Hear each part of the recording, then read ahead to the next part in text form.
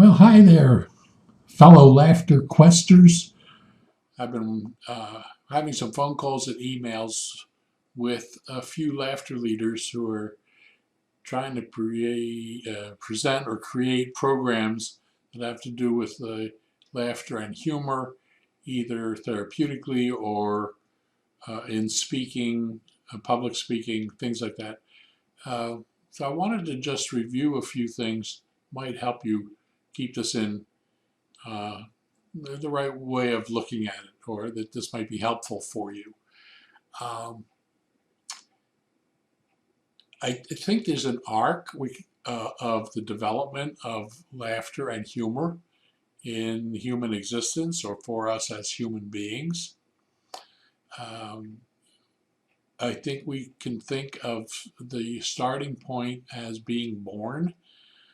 Uh, and very soon after we're born, some say 4 weeks, 6 weeks, if the conditions are right, human beings will chuckle and giggle and smile. This is not because they get the joke. This is way before there's complex language and way before there's humor. This is laughter.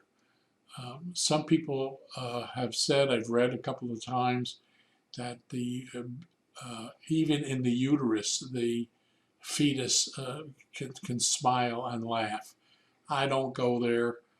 That's too complicated. That brings in some socio-political issues that are not settled as far as I'm concerned. But I think we can start with once that baby is born.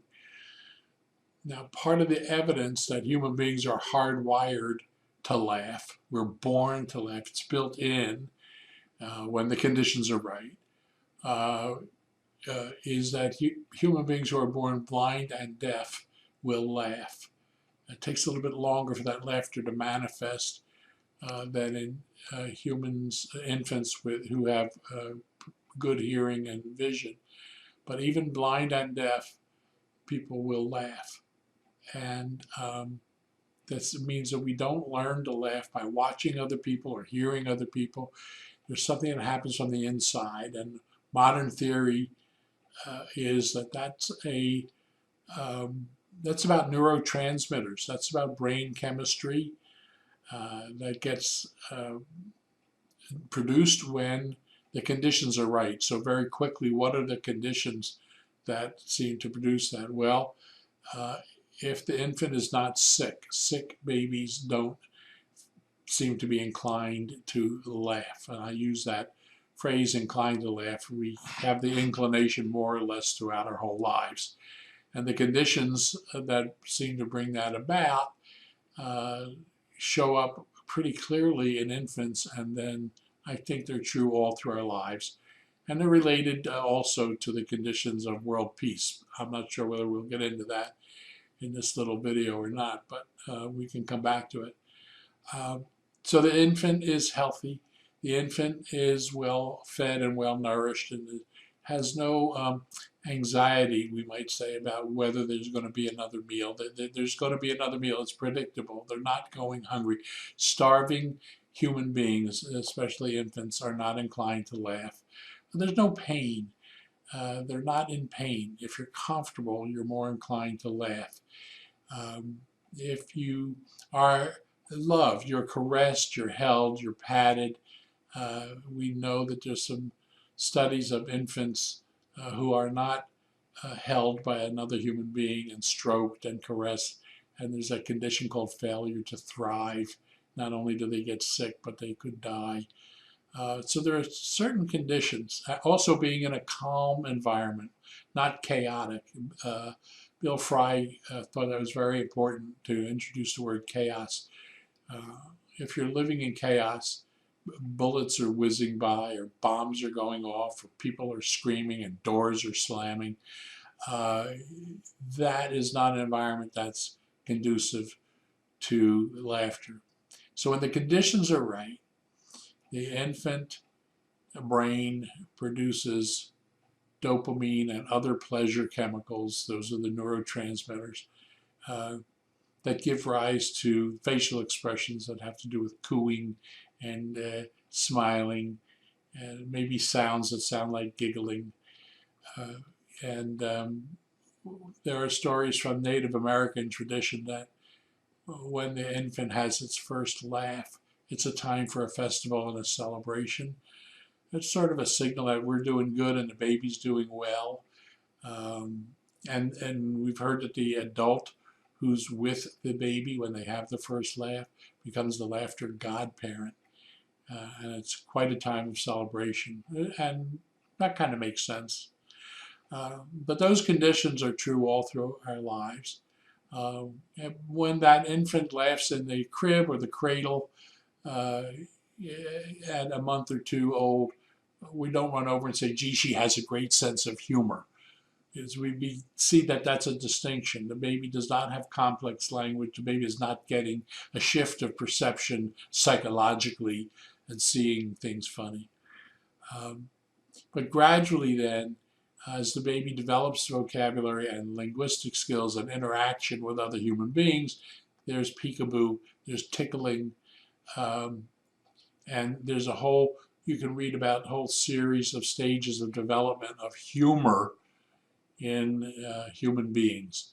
Knock-knock jokes and puns and wordplay.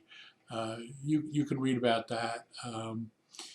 Joel Schwartz has a book called Noses Are Red. Psychologist Lou Franzini has a book called Laughing Matters. Paul McGee has a couple of books, all on the development of humor, the developmental stages. So if that's important to you or interesting, you're going to delve into it. There are some resources for you. So we go along and we're developing our senses of humor. Now, some of us are applauded for it in the family. Isn't that funny? Isn't she cute? Isn't he smart? Isn't he adorable? Oh, that's so funny. Oh, we love your laugh. Others hear things like, you're in the way, that's too noisy. When are you going to quit your giggling? When are you going to grow up? And a combination of stresses and pressures come into our lives, as well as criticism of the sound of laughter.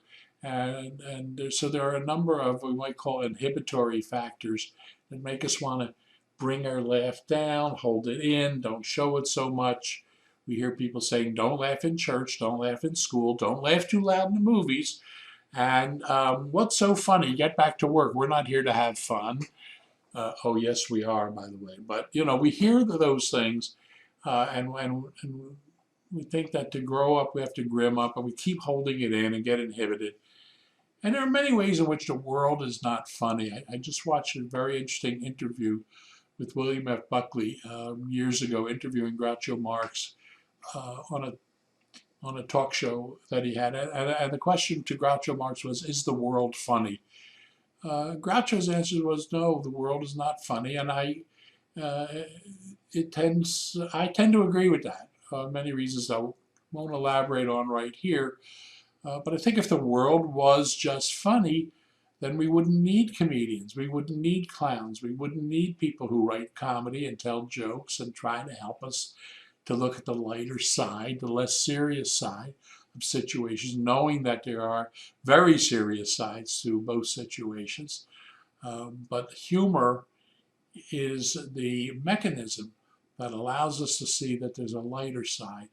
And eventually, people who have even serious illnesses or have been through disasters like tornadoes and floods and fires come to say something about humor like, humor helped make the unbearable a little more bearable. So we move in an arc. We start with a natural inclination to laugh. And I have written elsewhere about our first laugh. I call it primal laugh. Your very first laugh, unself-conscious, unrehearsed. You didn't lay in the crib and say, well, let me try and laugh like this. No, maybe like this. Ah! No, it just came out. And that's the Frenchman Duchenne talks about Duchenne laughter. Uninhibited, unself-conscious, erupts out of us, unplanned. This is real, genuine, authentic laughter. And so we start with that. Eventually, the pressures of life lead us to inhibit laughter to a certain extent, but we like humor. It lets us laugh. The humorous perspective brings us to the laughter. The laughter has the physiological and neurological components that are healthful. And then, so we're back to laughter. And then we need some variety of techniques, like our laughter clubs, like laughter therapy activities that bring us back to laughter. So we start with laughter. If we're lucky, we get involved with humor, and only about 5% of people can tell a joke well, but you can see a cartoon, you can share humor in many ways with your friends. So we get into humor. That helps us for a long time because it brings us back to laughter. Those are some ideas that I want to share with you. I hope you find that helpful in your work, in focusing your laughter therapy work or programs or talks or classes or whatever you're doing. And we'll talk more about these things later. In the meantime, let's have a laugh together. I can feel it bubbling up, very much like my primal laugh. Oh, and I'll tell you at some point how you find and reconnect to your primal laugh, your very first uninhibited laugh.